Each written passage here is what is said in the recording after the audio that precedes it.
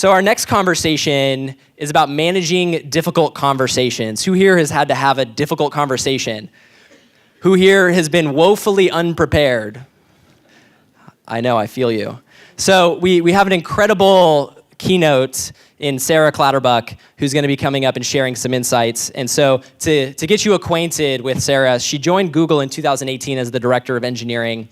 Currently, she's managing 4 different teams focused on alternative monetization strategies for YouTube creators. She's previously worked at companies like LinkedIn, Yahoo, and Apple, but her true passion is inspiring young women to get involved into STEM. And so she served for over 5 years on the Northern California board for the Girl Scouts, and that's pretty awesome. And so with that, the best part about that is she served on the STEM task group to help them get more young women involved in STEM, so that's incredible. So leading our conversation on managing difficult conversations, please join me in welcoming to the stage Sarah Clatterbuck. Can I give you all some feedback? Actually, maybe this is feedback for me too. Us engineering leaders are terrible at difficult conversations. I think the only kind of difficult conversation we're actually prepared to have is to say something like, I really think you've painted yourself in a corner with the singleton pattern here. In writing, on a code review. But anything involving human emotions or things that make us feel uncomfortable, where we might have to look someone in the eye and deliver a difficult message, this is where we are woefully prepared, ill-prepared. Okay, so I'm going to age myself here substantially. How many of you had an NES growing up? All right, phew, I'm not the only one. When I was in the 6th grade, it became my ambition to obtain an NES after having played on the weekend at a friend's house. And my parents, who were actually quite skilled at difficult conversations, sat me down and informed me that I would not be receiving one from them, but I was free to earn one with my own money if I wanted to. So it took me about a year to save up enough and buy a system, which then led to what was my first video game addiction, Super Mario Brothers. And today, video gamers have kind of a nice advantage. You know, they can just go on YouTube and look for tips and tricks and moves that they can use to pass through the levels of a game. But back in the day, we didn't have that. You had to know somebody who lived on your block who might be willing to come over and play with you and show you how to beat all the different levels. So we're going to go back in time, and I'm hoping that I can be that person for you today, walking you through the different levels and worlds of difficult conversations. So, first up, we have awkward conversations. Now, what is this? This is, your colleague has lettuce stuck in their teeth right before they're going to give an important presentation. Or maybe someone on the team has a horrible gum-smacking habit that's driving everyone nuts, but nobody wants to tell them, right? That's an awkward conversation. So I had an experience with this. I was at a company event, and myself and 3 other colleagues were preparing to give a presentation in front of the company, and we were all backstage, pacing back and forth, going over our lines before the whole thing started. And it was 3 dudes and me because, that's how we roll in tech. And so I'm walking back and forth, and I'm about to pass one of my colleagues, and I notice that his fly is super obviously open. And I'm like, oh man. So I figure, well, we've got 15, 20 minutes. One of the other 2 dudes is going to take care of this.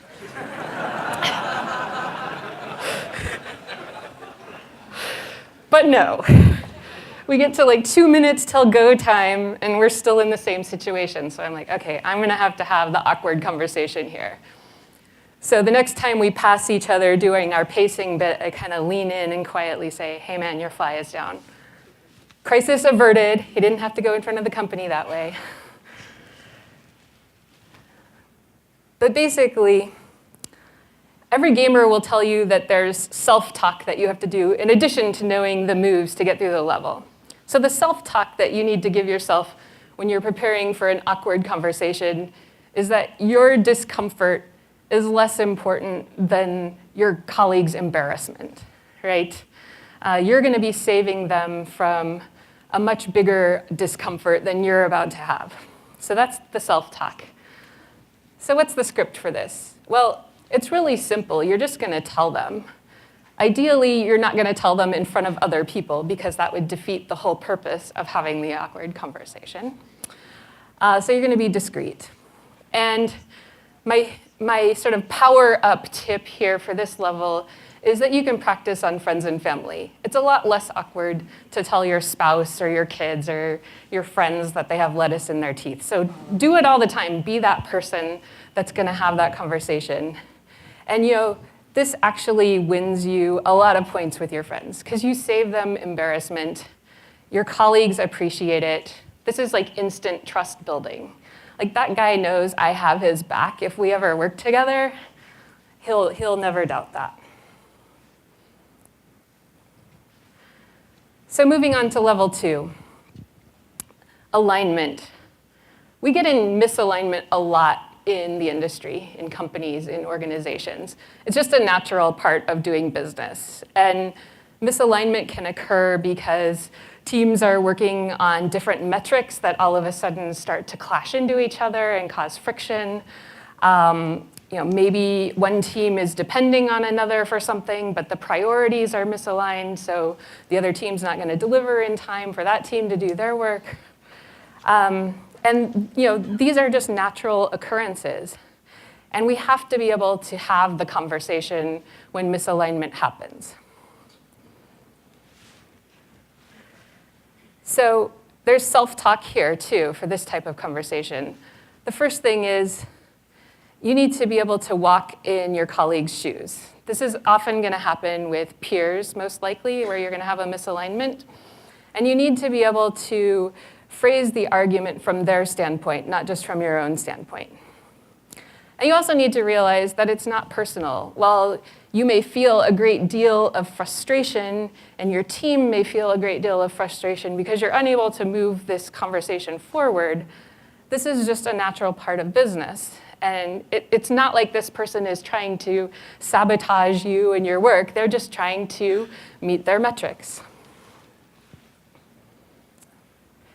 So the script goes in 3 parts. Basically, you're going to state the misalignment openly.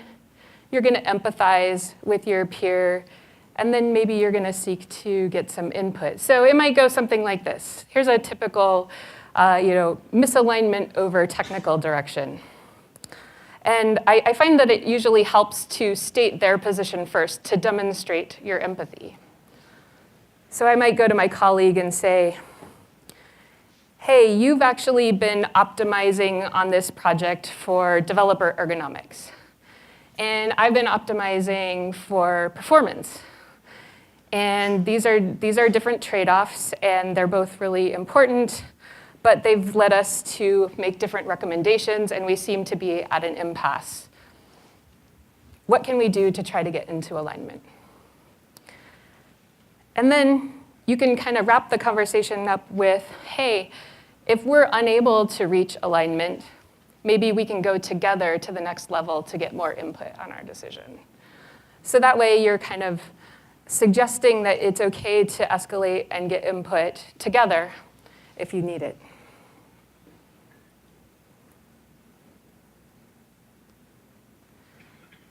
So the next level is a type of difficult conversation that I don't think we have enough.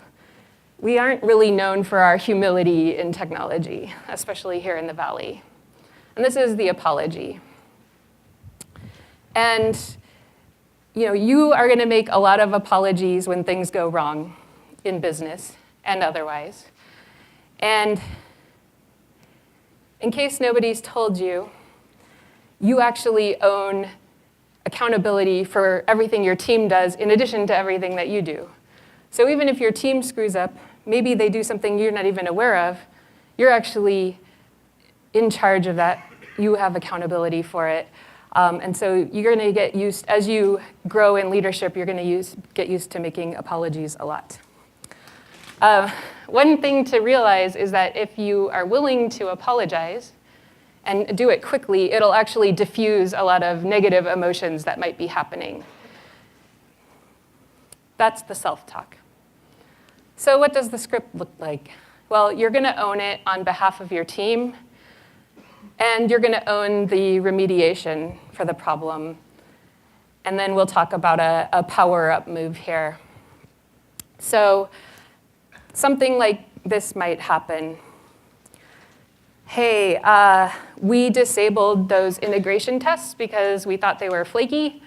And now that caused a huge production issue, which has really negatively affected our users. I'm really sorry about the impact to the business. What I'm going to do to make sure that this doesn't happen again is that when our team encounters flaky tests, we're going to fix them right away. So there is a power-up move here, and this is to actually ask for forgiveness. And this power-up is actually reserved for times when you've actually caused personal harm to someone in business. So let's say you're running a team meeting and a microaggression happens at the table, and you as the leader just sit there kind of in stunned silence and let it go by. And then later you realize that actually someone on your team has been hurt by this, and you've caused them harm by not doing anything. This is the type of thing where you can ask for forgiveness. So in that case, you're going to own what you've done or not done in that case, what you're going to do better in the future, and you're going to say, hey, I hope you'll forgive me. Will you forgive me? And that can be incredibly powerful in remedying things that have gone wrong in relationships in business. So now we're to feedback. And I think this is the one where everyone associates difficult conversations. This is where someone in your business, a peer, someone on your team has a behavioral thing that's holding them back, and you'd like to give them feedback. So the self-talk here is that, especially in the US, we are very tempted to do this thing. It's called a shit sandwich. It's basically where you put the feedback between two compliments. I'm happy to report that the Europeans do not suffer from this problem. They go directly to the negative feedback. But what happens when you do this is that it dilutes the message and it leaves the person totally confused as to whether they were like totally awesome or need to fix something, right? And when you're giving feedback, your whole goal is to help them be better at what they do. And so you really want to focus the conversation on that feedback that you'd like to give them that will help them improve. And so there's 3 parts to this script. I actually learned these in my very first management course, and they have served me incredibly well. Basically, you're going to note the behavior that's holding them back. You're going to explain why that behavior is causing an important problem. And you're going to ask them to reflect back the importance of that behavior. And then you're going to let that person actually own the remediation to the problem. So it might go something like this. Hey, I've noticed that you're often off by an order of magnitude on your estimates. And as we all are at one point in our careers. But the latest time this happened, it actually delayed our launch of the new app. And we had to cancel all of our PR. And it means that the company has to maintain the old app longer. Do you understand why this is so important that we were off by so dramatically? And then you let that person reflect back, and then you ask them, what's your suggestion for making sure that this doesn't happen in the future?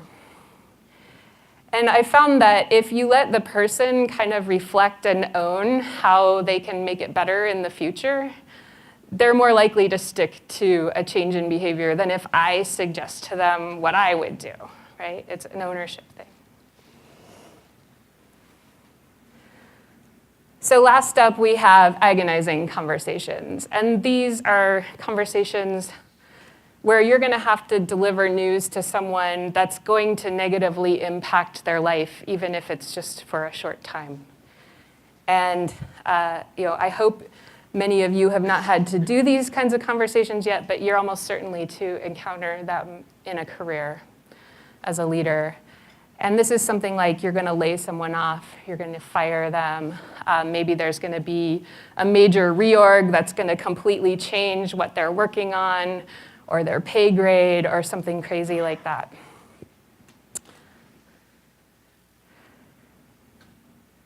So the big thing here in terms of self-talk is to really empathize. And I think most of us have faced something like or another in our careers. If you haven't, congratulations. I hope things stay that way. But you probably also know someone who's been affected by one of these situations. And you can kind of feel those feelings that you had for someone close to you or that you had yourself before you have this talk. And then the script is going to go as follows. You're basically going to acknowledge that the news that you have to share is going to be something that they don't want to hear, that's going to be incredibly difficult. And then you're just going to stop talking after you deliver the news. And you're just going to let the person respond how they respond. And I think listening is very underrated as a conversation skill. But give space for the person to react to maybe they're going to be silent, maybe they're going to be angry, maybe they're going to be sad. You don't know. And then once they've had time to process, you're going to offer to help, and you're going to mean it. So I have a happy story coming from an agonizing conversation in my past. Basically, I had a big reorg going on, and I didn't know exactly how the reorg was going to come out, but I knew that several of the folks on my team, that the roles that they had were not really going to be the same anymore. And one person in particular had a role that just wasn't going to exist in the new organization. And so I had to deliver this news, and fortunately, we had the luxury of time where I could deliver the news and offer to help and actually extend that help over a period of weeks.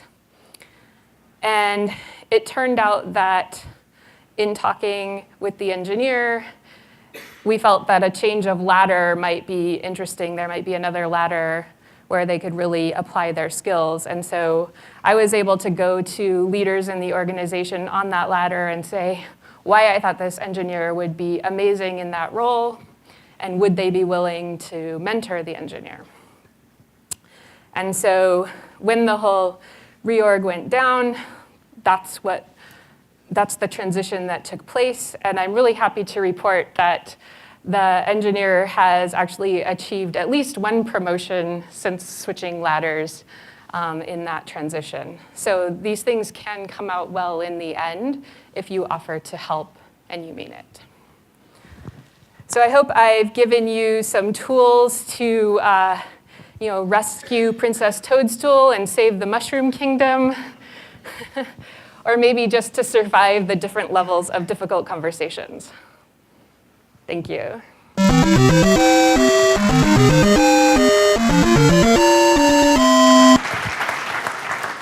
Thank you, Sarah. This one from Anonymous. Do you have any advice on how to get people to express themselves about topics? I have a report who does great work, but response to any question is, whatever.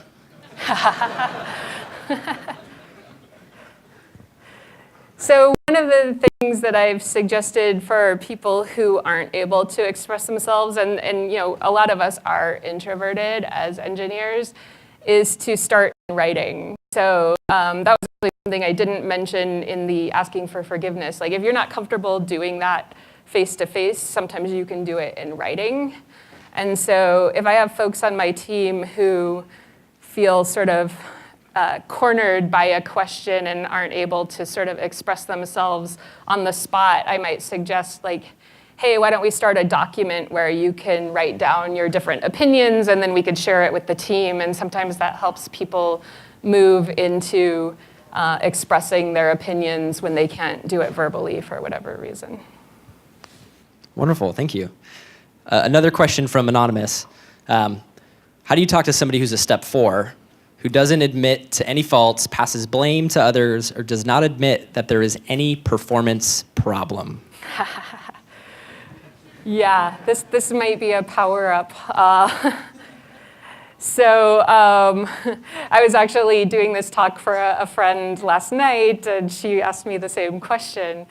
I think it's basically, repeat yourself at least 3 times first. So if the person hasn't heard you in the first conversation, make sure to have that same conversation at least 3 times, because sometimes repetition will stick.